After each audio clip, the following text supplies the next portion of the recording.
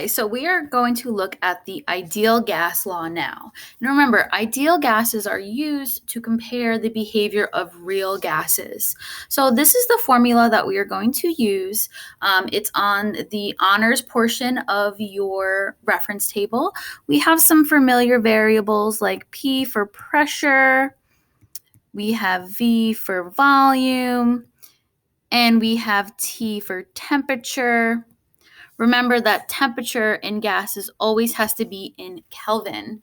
So this is the equation you're going to use if it ever talks about a gas behaving ideally, how many moles would it have, what would the pressure be, etc.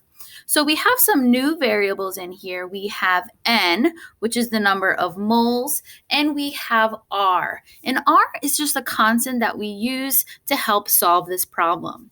So depending on what the units for pressure will be, will depend on which R value we will use. If the pressure is in atmospheres, we will use the 0.821 liters atmospheres per moles Kelvin. And if the pressure is in kPa, we will use the 8.314 constant for the equation. Both of these values are listed on your reference table.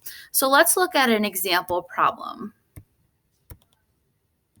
Okay, so this reads, how many moles of an ideally behaving gas occupies 400 liters at 0.821 atmospheres and 200 Kelvin. So we have this ideally behaving gas. So we're going to use the equation PV is equal to nRT. A funny little saying to help you memorize that equation is PIV-NERT. Okay, so now you're going to plug in your variables. 0.821 atmospheres times 400 liters is equal to N, because we are looking for the number of moles. And since our pressure is in atmospheres, we're going to use the R value, 0.0821 liters atmospheres moles per Kelvin.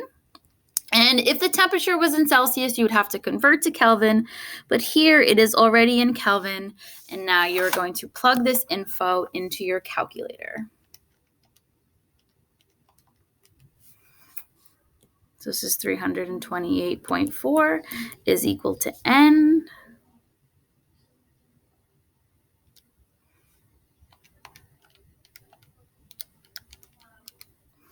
(16.42). Divide both sides by 16.42.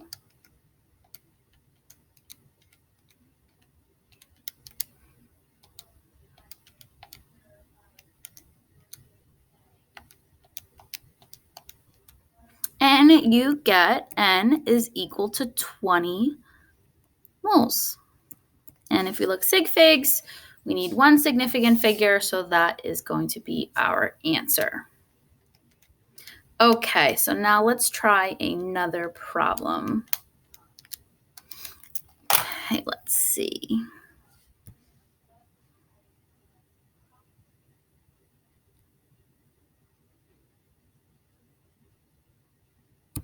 Okay, so let's take a look at this question here. If I have an unknown quantity of neon gas at a pressure of 50.65 kPa, a volume of 25 liters, and a temperature of 300 Kelvin, how many grams of this gas do I have? So we are going to use the PV is equal to nRT. However, when we solve for moles, we are then going to have to convert to grams.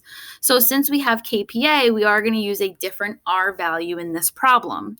So we have 50.65 kPa times our volume, which is 25 liters, which is equal to N times 8.314 times our temperature, which is 300 Kelvin. Okay, so you are going to get N is equal to 0.508 moles. Then what you're going to do is convert that into grams of neon. 1 mole of neon is 20.18 grams, and that gives you 10.0